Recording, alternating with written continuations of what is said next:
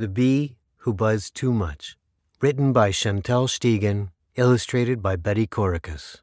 Dedicated to children who struggle with disorders such as autism, SPD, and ADHD. For Liam, who has his own special buzz.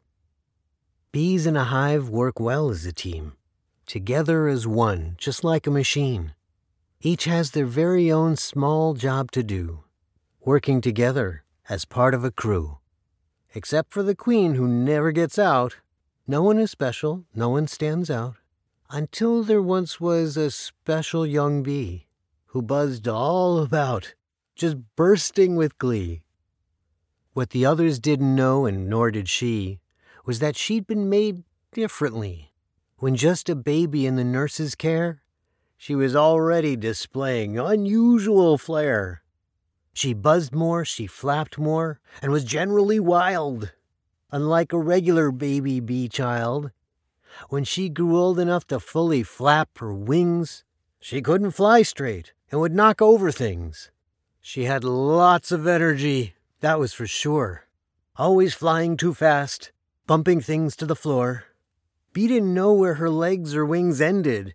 She often caused messes that she hadn't intended. Bee flitted here and she flitted there. She moved all around without being aware. Bee couldn't control what her body would do. The others just hoped it would change as she grew.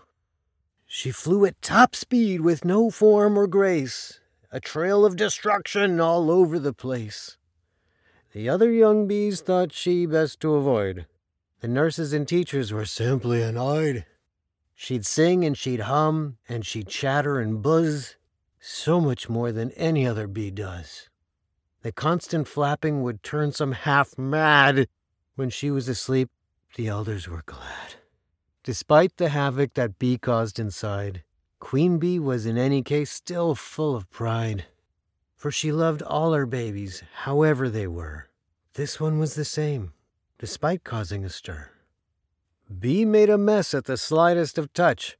Her crazy flying was becoming too much. One day her moves made the whole hive fall down.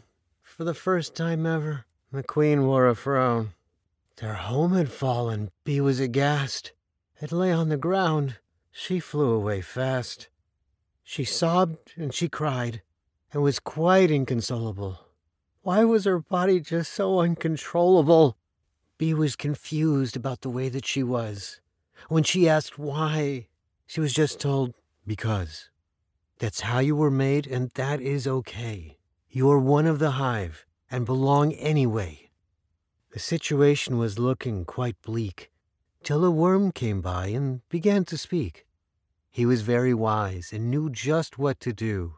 He told them to use the honey as glue. Working together, the bees had succeeded in putting the hive back where it was needed. When Bee returned, she was struck with surprise. The hive back in place, despite its large size. Bee was so happy that the hive was replaced, but she still had the feeling of being misplaced. Despite the relief of their home in its spot, Bee's little stomach was still in a big knot. The queen sat Bee down, her voice very calm. She said, not to fret, while stroking Bee's arm. Not every bee is made the same way. You're full of energy, and that is okay. We just need to help you let it all out, without knocking the hive and the others about. So they thought up a plan. The whole hive pitched in. They created a playground for Bee deep within. When she had too much buzz, that's where she would go. She could get it all out, and the movement would flow. It wasn't just Bee who had fun in this space. Other bees joined in from all over the place. She had other bees to buzz with and play, and she no longer got in anybody's way. Though her body didn't always move as directed, here in her home, she was loved and accepted.